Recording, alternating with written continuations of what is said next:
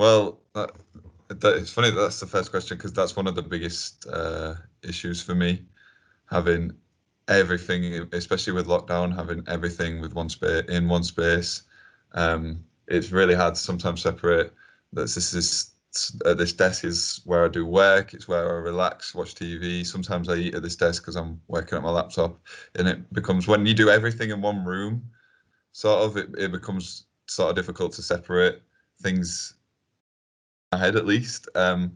So sometimes I'll find myself not doing work when I should be because I'll just be sat at my desk. So then I'll try and force myself to go to the library just to get away from that space and get into a working mindset. So I have a spare room in the house, which is an old bedroom that we've basically converted into an office. So it's kind of completely like back in the back corner of the house. So I'll only ever use that when I'm doing university or work.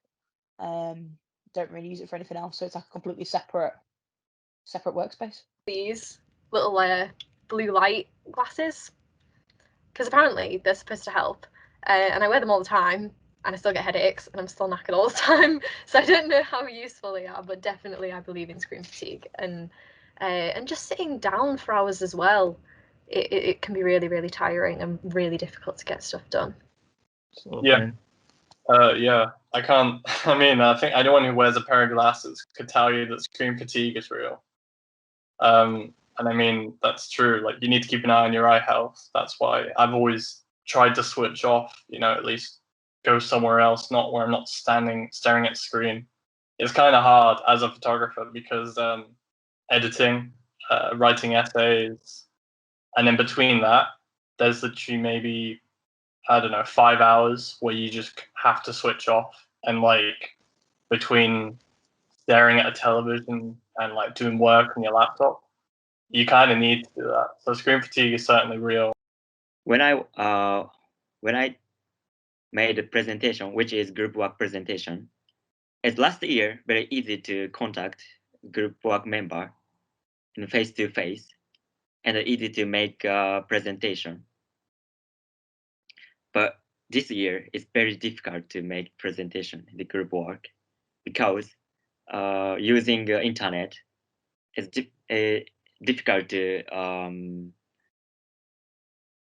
say what I want to say to the group members, because only chat, sometimes video, that's fine.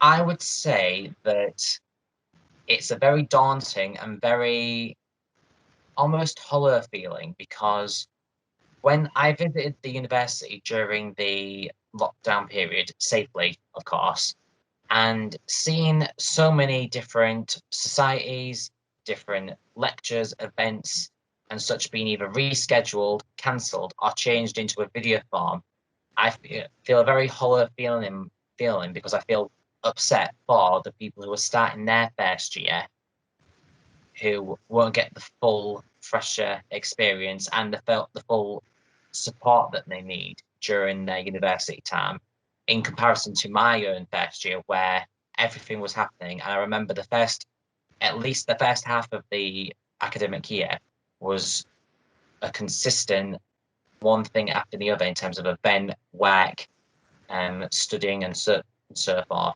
Whereas compared to now, it feels more like a limbo, and that even though you're still doing your degree and still studying and focusing, it feels not as rewarding, or it doesn't feel like a genuine experience as much.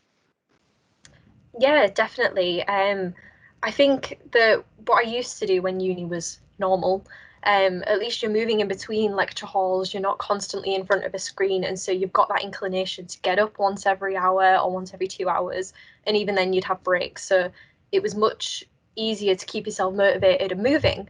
And then I would go to the gym after university or go out with my friends, whereas now I can do 2 hours on my laptop and just be absolutely done for the rest of the day, be completely knackered. And it's definitely taken a toll in motivation and productivity. I just tired all the time. So yeah, not great. I'm just not motivated to do work, really. That's about it. Like, I'll do other stuff. Like, I've been motivated to do recreational things, but no, work-wise, it's just it's just shot down my motivation to do anything. Like, but I mean, even like if it's something I enjoy, like the modules and like even the seminars, I still have no motivation to do them. I have no motivation to go to them, but I still make myself do it because I enjoy them anyway, even if I don't think I will. In live lecturing is there's another dynamic. You know, you can't be as dynamic as in an you can't be as dynamic in an online lecture than being live in person. There's another layer of I don't know, comfort that you get from being there on campus, receiving the words from the mouth that they came from instead of virtually. And I think, even being there, being shown examples live is infinitely more helpful than getting examples and stuff from on the computer. My own personal feelings is that they are, in my opinion, the most optimal and safest way of conducting lectures during this pandemic. While I may not personally enjoy it as much as being in person, and I feel that it is limited, it is, however, the safest option, I think, in regards to keeping people safe, especially as we ourselves are within tier 3 and are currently still recovering in the number of infected cases. I think one thing that stood out to me is how hard my lecturers have tried to just make it as good as they possibly can. And it's not easy making the transition from face-to-face every session. And my course is a lot of seminars, so it's small groups with a lot of discussion. And making that transition from being in face-to-face where you can see each other, anyone can speak at any time, to Teams, it was quite challenging for them, I think, but they've done a really good job. I actually think that Hull Uni have done very, very well. It seemed to me that very early on and very quickly, like before this new academic year had started, like my lecturers definitely had already pretty much pre-recorded the whole module for both of my modules. And the way that especially one of my lecturers has done it, so he doesn't really necessarily teach in our live lectures. It'll be more of a question and answer or anything that he keeps getting regular questions on, which I think's been really quite beneficial. And having all the lectures already pre-recorded with the PowerPoint slides and extra notes available, definitely easier to go back to, to refer back to, especially when you're revising for exams and stuff. On the flip side, I think it has had an impact on one of my modules being a practical module. That's been not ideal, but obviously there's nothing that anyone can do about it. They've dealt with it the best that they can. I've had to force myself to put a structure on my day, basically, because I'm not going in and out of uni. There's not that natural structure, so I've had to make sure I've had a good structure in terms of getting up and starting to do work and things. I think my time management has been slightly worse, but I think that's mainly focusing on structure and making sure I have a structure, which I've kind of had to enforce myself, is the way I've kind of got around it. It's try to have at least some sort of working day structure. So I always try and get up at a good time, then work basically, and then since I'm already be at my desk working, then it's just a case of tuning into the lectures when they come on, and then that gives you some time to chill in the evening as well. So that's been the aim anyway, is to just have a good habit of getting up at a good time, not too late to bed. It's just that it's hard to plan ahead, It's hard to make plans and to know exactly what you're doing, because you have to think of more than there's a lot to think about, even if you want to go to uni and learn there, because you have to think about how you should stay sanitized and how you should avoid contact and stuff like that. So yeah, it's definitely tougher to plan ahead. Yeah. Yes, as a perfectionist, definitely time management has been something where I've gone, right, I need to look at this. I need to make sure that I'm managing my time effectively. If a lecture isn't particularly engaging, I, instead of just going off of it and abandoning it, do the work that is relevant for that course in that allocated time with the lecture still going on in the background. Or if a lecture's been cancelled for whatever reason, I still make sure to use the timetable that I would have used when university was normal, even now. And so I don't do anything personal, like anything personally related, unless it is out of my allocated uni time. So like I have an hour for lunch between 12 and 1, and then I have like little breaks in between, but I make sure that I stick to this. And I don't stick to it all the time, but it's nice to have what I've created as my own timetable, because the uni one isn't particularly like intense enough for me to actually get my coursework done. I haven't. I haven't had any sleep schedule. I haven't organized at all, really. I'll just sort of like usually I used to be able to like do work late at night, like before I go to bed, or like before I'll give myself like an hour before I go to bed to do whatever. But like before that, I'll spend a couple of hours doing work. But now it's like I'll wake up, maybe do 30 minutes to an hour of work, and then I'm done for the day, and I'll forget about it, and then it's the next day. I'm like, yeah, I did some yesterday, I'll do some tomorrow. I haven't had any organization whatsoever. So I cannot go around there, which is library, my friend's house. The only stay my room. So easy to sleep. So I'm always sleeping. So yeah, it doesn't work. Sorry. I think definitely for my practical module, because the lecturer seems to have an awful lot more teaching compared to my more theory-based module. So like with my theory-based module, we can contact him, and to be honest, he'll answer within like 30 seconds. Whereas with my practical module, it can be really, you've got 2 lots of 2-hour slots a week. And if you kind of stuck outside of that, then sometimes you do have to wait until your next live lecture. So it can be difficult.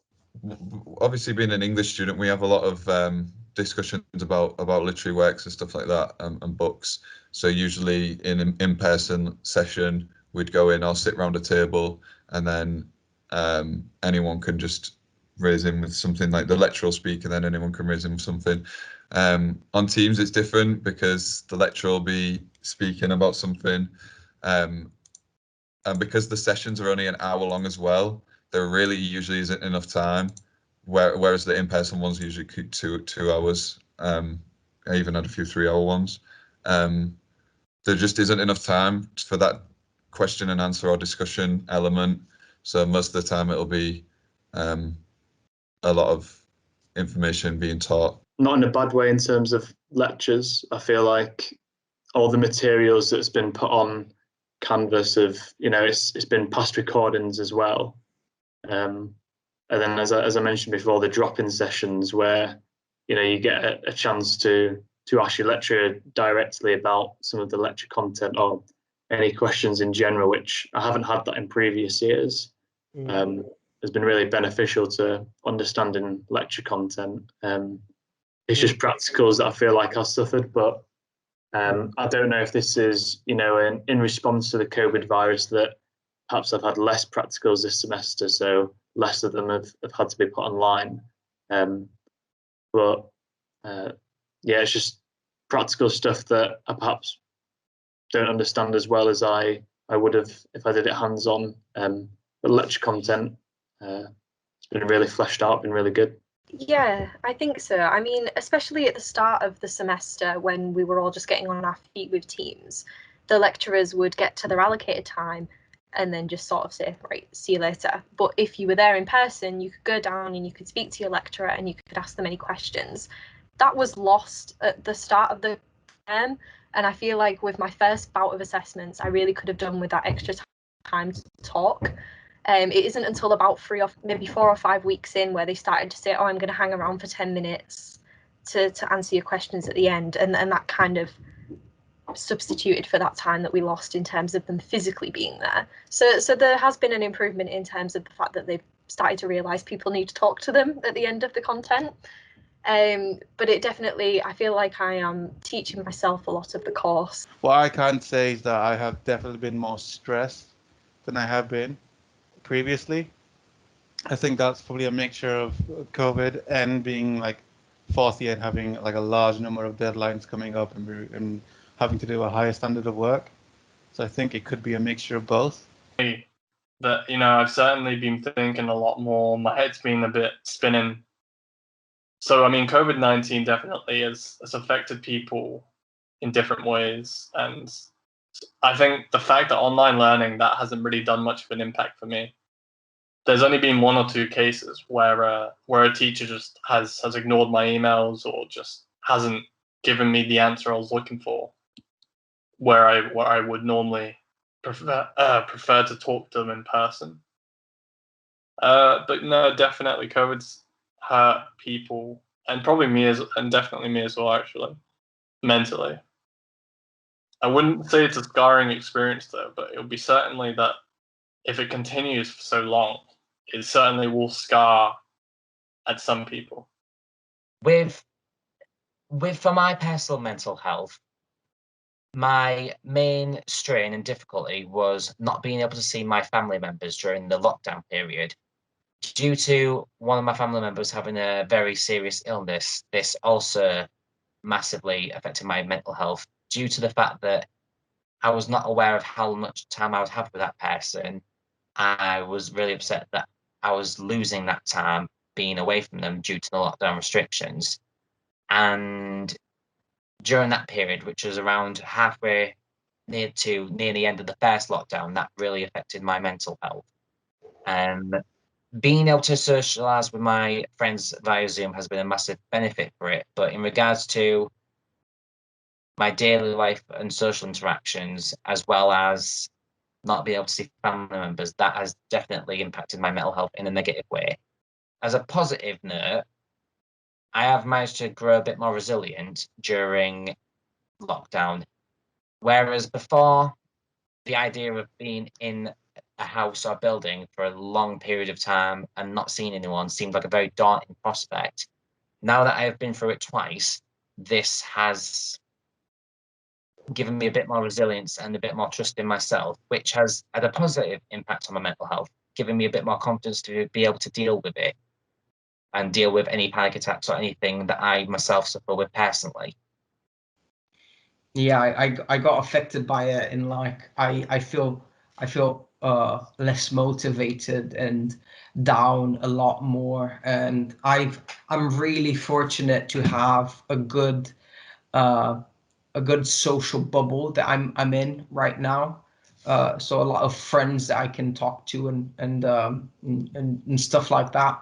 That was a big help. But if I were, for example, in a house with people that I wouldn't know or I wouldn't be friends with, I think this pandemic would be devastating for my mental health. Yeah, I mean, I haven't been that bad, but it has sucked. It's not really good for anyone's mental health. But like, I've been fine through it. It's just like, I wish it was different. I feel like this year's just sort of wasted. It's just sort of gone by without anything. I guess it's more so affecting the fact that I'm more extroverted now, and I'm like, I'm in my early 20s now. This is meant to be the best time of your life. It's meant to be the fun time, and I'm just sort of like, even if it's just a year or however long after this, it's just sort of like, I don't like it. I want to do stuff.